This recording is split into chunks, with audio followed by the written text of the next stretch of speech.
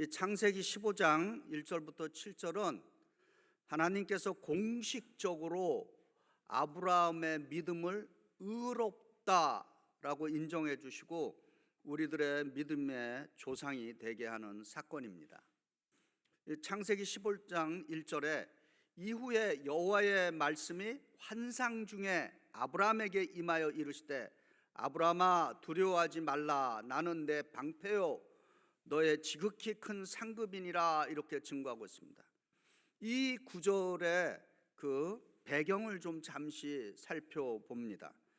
창세기 12장 2절에 하나님께서 아브라함에게 내가 너로 큰 민족을 이루고 내게 복을 주어 내 이름을 창대케 하리니 너는 복이 될지니라 이렇게 약속해 주셨습니다. 이때가 아브라함의 나이가 75세였습니다. 이제 오늘 본문 창세기 15장은 아브라함이 하나님의 약속을 따라서 그 비전을 바꿔서 가나안으로 이주를 했고, 그리고 아마 시간적으로는 여러 해가 지난 것으로 볼 수 있습니다.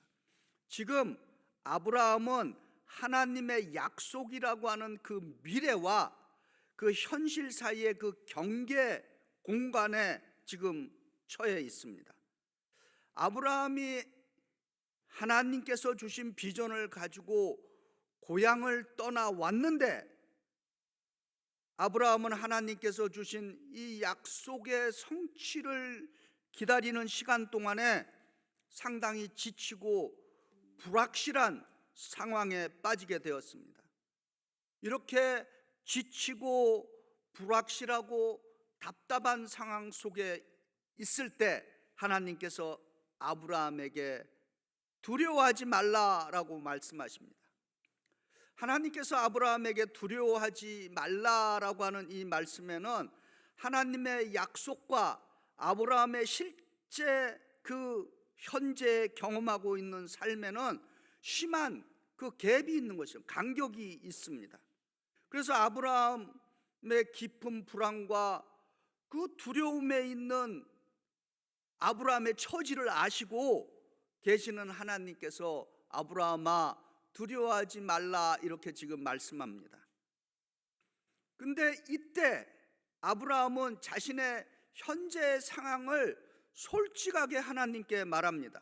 창세기 15장 2절과 3절에 주 여호와여 무엇을 내게 주시려 하나이까 나는 자식이 없사오니 내 집의 상속자는 다메섹 사람 엘리에셀이니이다. 아브라함이 또 이르되 주께서 내게 씨를 주시지 아니하셨으니 내 집에서 길린 자가 내 상속자가 될 것이니라 이렇게 대답합니다.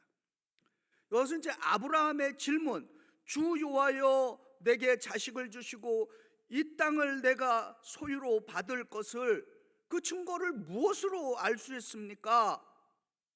이런 지금 질문인데, 이것은 아브라함이 지금 신앙이 부족해서가 아니라 하나님 저를 좀 이해시켜 주세요라고 하는 그 솔직한 신앙의 표현인 것입니다. 아브라함은 하나님께서 약속해 주신 이 약속의 그 윤곽을 좀 알고 싶어 하는 것입니다. 지금 현재로서는 불가능해 보이는 이 미래가 이 구체적으로 이 현실 속에서 어떻게 이루어질 수 있는가를 지금 믿고자 하는 것입니다. 아브라함의 질문은 믿음의 사람들이 가질 수 있는 필수적인 질문인 것입니다. 아브라함의 그 신앙은 맹목적이고 수동적으로 받아들이지 않고 있다라고 하는 것입니다. 아브라함은 자손에 대한 하나님의 약속과 자신의 그 부부의 지금 현실적인, 아브라함도 그렇고 사라도 그렇고 도저히 인간적으로는 생산할 수 없는 그 사이에 그 모순 속에 지금 있습니다. 그래서 지금 아브라함은 가장 현실적이고 이상적으로 합리적으로 생각한 것을 지금 하나님께 묻고 있는 것입니다. 그리고 대답하고 있는 것입니다. 실제로 의학적으로 아브라함 안의 사례도 자녀를 낳을 수 있는 생리적인 기능이 중단된 상태인 것입니다. 이제 계속해서 이어지는 대화는 아브라함의 그 솔직하게 말하는 그 대목인데 15장 4절입니다. 주께서 내게 씨를 주시지 아니하셨으니 내 집에서 길린 자가 내 상속자가 될 것이니이다, 이렇게 대답합니다. 아브라함은 자신의 그 현재 상황의 그 고통과 불안을 지금 고백하고 있습니다. 그랬더니 창세기 15장 5절에서 하나님께서 아브라함을 이끌고 밖으로 나가, 이렇게 말씀합니다. 이 구절은 현재 아브라함과 하나님과의 대화가 아브라함의 침실인 그의 텐트 속에서 지금 이루어지고 있다라고 하는 것을 알 수 있습니다. 아마도 아브라함은 자신의 작은 그 텐트 안에서 두려움과 불면증, 또 우울증에 시달리지 않았나, 그렇게 생각해 봅니다. 지금 혹시 우리 가운데 불안하고 두려움에 있고 우울하게 하루하루를 살아가시는 분들이 있다면 하나님께서 아브라함에게 행하신 이 처방을 한번 실천해 보시기 바랍니다. 하나님의 처방은 어떤 면에서 상당히 낭만적이고 시적입니다. 창세기 15장 5절에 하나님께서 아브라함에게 하늘을 우러러 무별을 셀 수 있나 보라, 내 자손이 이와 같으리라. 이 밤하늘의 별들이 어떻게 아브라함처럼 불안해 있고 초조하고 우울함과 두려움 속에 있는 사람들에게 도움이 되겠는가라고 하는 것입니다. 그러나 우리가 알아야 하는 것은 아브라함의 텐트 안에서는 아브라함의 불안, 초조, 염려, 두려움에 대한 해결책이 나올 수 없다라고 하는 것입니다. 아브라함이 거하는 조그만 그 공간이 텐트 안은 부정적인 생각으로 차는 텐트이고, 안 된다라고 하는 생각만이 흐르는 텐트 아니고, 황폐함으로 막혀있는 죄악의 자리이고, 죄가 계속해서 자라는 밀폐된 공간인 것입니다. 가끔 우리는 지금 내가 갇혀있는 아브라함의 텐트와 같은 공간에서 빠져나와서 나를 볼 수 있는 그 시간이 필요한 것입니다. 이거를 영어로 말해서 영어에 이런 말이 있습니다. Out of box. 상자 속에 갇혀있는 내가 아니라 상자 밖에서 나를 볼 수 있는 시간이 있어야 한다라고 하는 것입니다. 지금 사순절 기간입니다. 좀 평소와 다르게 이 사순절 기간에 새벽 기도에 오셔서 기도도 드리고, 그리고 이 사순절에는 내가 꼭 빠짐없이 주의를 지켜야 되겠다, 이런 결단도 해보시고, 금요 찬양 기도에 오셔서 찬양과 함께 통성으로 기도도 드려보시고, 또 우리가 매주 토요일마다 실시하는 성경 공부에도 참여해 보시고, 그래서 좀 더 예수님과 깊은 사귐의 시간이라고 하는 이 변화의 시간을 가져보시기 바랍니다. 아멘. 미국 해군 제독으로 은퇴하신 그 윌리엄 맥브레인이라고 하는 분이 있습니다. 혹시 이분에 대해서 들은 적이 있을 겁니다. 이분이 이런 말을 했습니다. 변화는 다른 말로 인생의 성공은 아침에 이불을 개는 것으로부터 출발한다, 그런 말을 했습니다. 이 맥브레인 이 제독은 이 텍사스 대학교에서 졸업식 연설에서 그 간단한 거죠. 이불 개기가 어떻게 삶의 중요한 태도와 변화를 가져올 수 있는지를 설명하고 있습니다. 그는 이불을 개는 것이 하루를 잘 시작하는 작은 성공의 출발점이라는 것입니다. 이것이 나머지 하루의 생산성과 자신감에 긍정적인 영향을 미치게 된다는 것입니다. 그래서 이 작은 습관들이 쌓이고 모이면은 큰 변화를 이루어낼 수 있다라고 하는 그러한 메시지인 것입니다. 그래서 이분이 책을 썼는데 Make Your Bed라고 하는 책을 썼습니다. 아침에 일어나면 가장 먼저 뭘 합니까? 저는 아침에 눈을 뜨면서 내 머릿속에 생각하는 가장 첫 번째 말입니다. 기도죠. 하나님, 오늘도 생명 주시고 새날 주심에 감사합니다. 이것이 가장 첫 번째 하는 말. 그 다음에 일어나자마자 행동으로 가장 먼저 하는 거, 침대에 이불을 절반으로 접어놓는 것입니다. 하나님은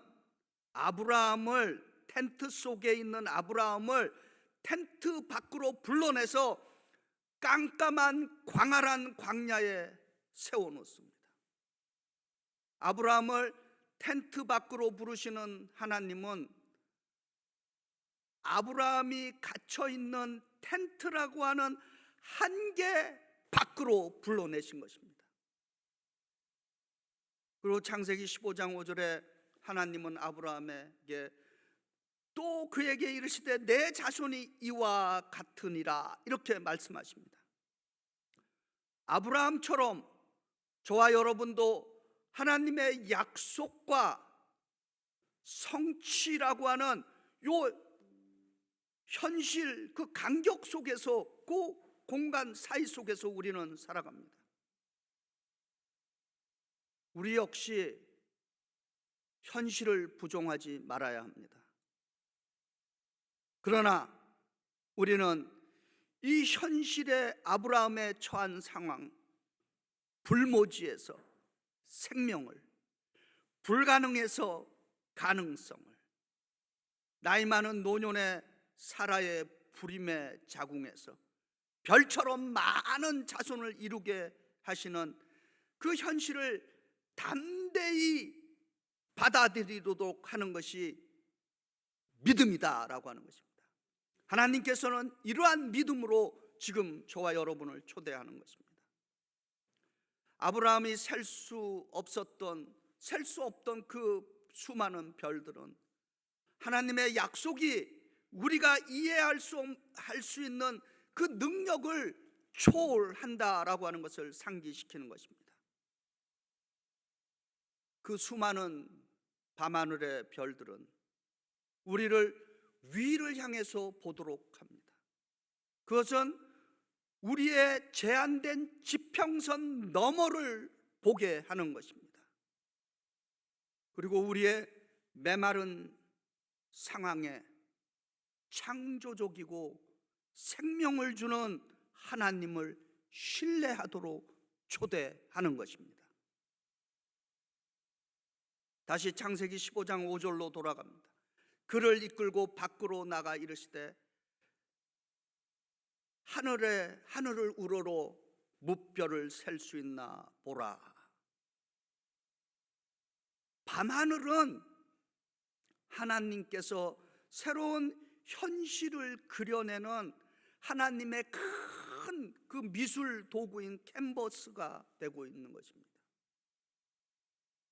셀 수 없는 별들은 상상할 수 없는 미래를 보여주는 상징이 되고 있습니다. 그런데 놀라운 것은 창세기 15장 6절에 아브라함이 여호와를 믿으니 여호와께서 이를 그의 의로 여기시고 이렇게 증거하고 있습니다. 이 구절은 아브라함의 생애의 분수령이 되는 순간이며 그의 생애의 중요한 전환점이 되고 있는 것입니다. 터닝 포인트가 되고 있습니다.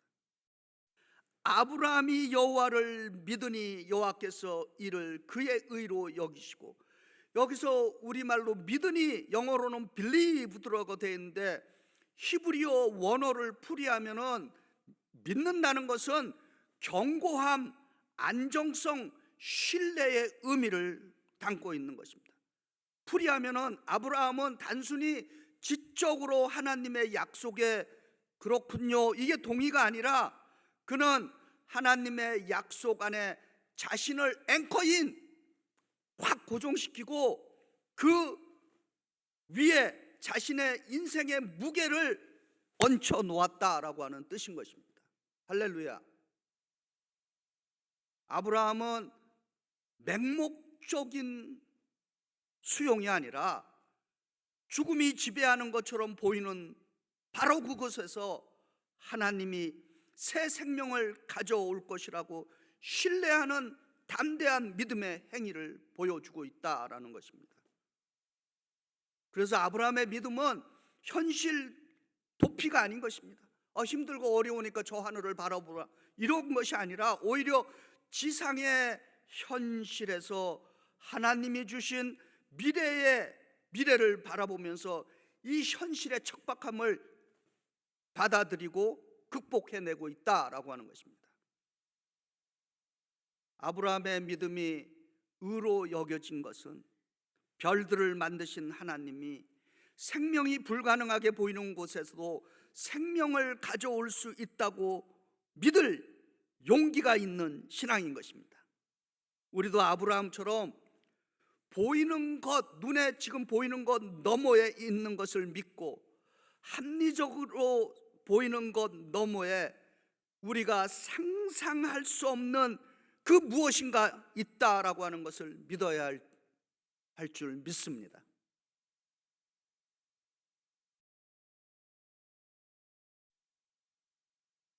현재 저와 여러분의 눈에 보이는 것이 다가 아닌 것입니다. 믿습니까? 지금 우리가 디지털 에이지에 살고 있는데 현재 눈에 보이는 것이 다가 아니다를 디지털 용어로 증강현실이라고 그럽니다. 그걸 Augmented Reality라고 그럽니다. 저는 이 말을 여러 해 전에 우리 한 자매를 통해서 경험을 했습니다. 우리 금요 기도 시간에는 제가 잠시 말씀 나눴습니다. 이 자매는 옷 디자이너예요. 그래서 이제 자기가 졸업하면서 이제 옷을 디자인한 거를 전시를 해서 초청을 해서 이제 가서 이제 기도하고 이제 그 자매가 만든 그 디자인을 이제 보게 됐습니다. 이 자매가 만든 이 옷 디자인들은 환경을 보존하기 위해서 버리는 것들을 이렇게 리사이클 해갖고 새 옷으로 만들었습니다. 그리고 디지털로 옷을 디자인을 했습니다. 근데 그 자매가 만든 그 옷 가운데 하나가 이렇게 디자인하고 여기에 나비를 이렇게 디자인한 옷이었습니다. 근데 그 자매가 나한테 그러는 거예요. 목사님, 여기 보이는 나비에다가 전화기 한번 대보세요. 그래서 제 전화기 사진기 이렇게 켜갖고 이렇게 그 옷의 나비에다 이렇게 대봤습니다. 그랬더니 이 전화기 화면을 통해서 그 나비가 확 날개를 피면서 확 날아가는 거예요. 놀라운 광경이 제 앞에 펼쳐졌습니다. 그래서 그 자매가 저에게 굉장히 영감 있는 얘기를 했습니다. 목사님, 눈에 보이는 것이 다가 아닙니다.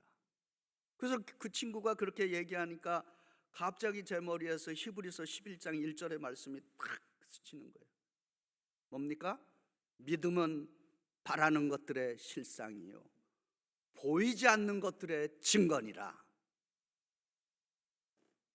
믿음은 이와 같은 증강 현실인 것입니다. 아브라함의 믿음을 통해서 오늘 우리들이 마주하는 이 불확실한 현실에 우리도 아브라함처럼 하나님께 질문해 볼 수 있습니다. 직장에서 해고를 경험하는 사람들, 갑작스러운 건강 문제에 고통받는 사람들, 사업이 잘 되기를 원하지만 그렇지 못할 때, 우리 청년들 가운데 나 결혼하고 싶은데 아직 짝을 못 만난 친구들, 뭐 여러 가지 인생의 문제들, 모두 아브라함처럼 하나님의 약속과 현실 사이의 긴장을 경험하게 되는 것입니다.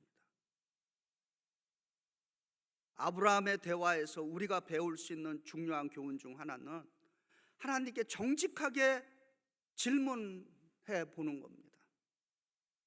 아브라함은 주께서 내게 씨를 주시지 아니하였는데 이렇게 표현하고 있습니다. 이것은 불평이 아니라 진실된 대화의 시작인 것입니다. 오늘 우리도 하나님께 이렇게 물을 수 있습니다. 주님, 지금 내가 걸려있는 이 병 왜 낫지 않고 있습니까? 주님, 왜 제 사업은 잘 안 되고 있습니까? 주님, 왜 나의 이 인간관계는 잘 안 되고 있습니까? 교회로서 우리 이렇게 질문해 볼 수 있습니다. 하나님, 왜 우리는 부흥하지 않나요? 이러한 질문들은 우리가 믿음이 부족해서가 아니라 살아있는 믿음의 표현이 되고 있는 것입니다. 하나님은 우리가 정직하게 질문하는 것을 원하시는 것입니다. 아브라함의 믿음이 감동적인 이유는 아브라함은 그 현실의 냉정함을 부정하지 않았기 때문인 것입니다. 아브라함에게는 여전히 자녀가 없었고 사라는 여전히 불임인 것입니다. 그러나 아브라함은 그 현실을 뛰어넘는 하나님의 가능성을 믿었던 것입니다. 오늘 우리의 믿음도 현실 도피가 되어서는 안 되는 것입니다. 그러나 믿음은 이러한 현실 속에서도 하나님께서 새로운 길을 만드실 수 있다고 신뢰하는 것이 되어야 할 줄 믿습니다. 하나님은 아브라함을 그의 장막 밖으로 데리고 나가셨습니다. 이는 우리에게도 중요한 메시지를 전달합니다. 때로 저와 여러분은 우리의 장막, 나의 편안한 영역, 나의 익숙한 사고방식, 나의 제한된 상상력에 갇혀 있을 수 있습니다. 하나님은 우리를 그 장막에서 나오게 하십니다. 하나님은 우리의 고정관념을 벗어나기를 원하십니다. 하나님은 우리의 제한된 가능성을 넘어서기를 원하시는 것입니다. 하나님은 우리의 두려움을 뛰어넘게 하시는 분이십니다. 아브라함처럼 우리도 밖으로 나와서 별을 세는 사람들로 부름을 받은 것입니다.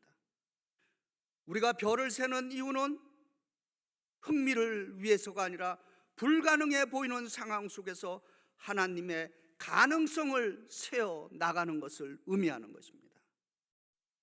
제가 이 말씀을 준비하면서 여러분들도 다 좋아하시겠지만 시인 윤동주가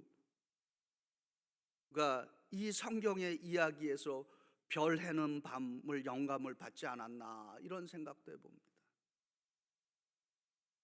별 하나의 추억과 별 하나의 사랑과 별 하나의 쓸쓸함과 별 하나의 동경과 별 하나의 시와 별 하나의 어머니 등등, 우리가 밤 하늘의 별들을 셀 때마다 우리는 아브라함처럼 하나님의 약속이 우리의 시대에도 여전히 살아있다라고 하는 것을 기억했으면 좋겠습니다. 오늘 우리 각자의 삶에서 처하는 상황 속에서 하늘을 우러러 무별을 셀 수 있는 믿음을 가지기를 축복합니다.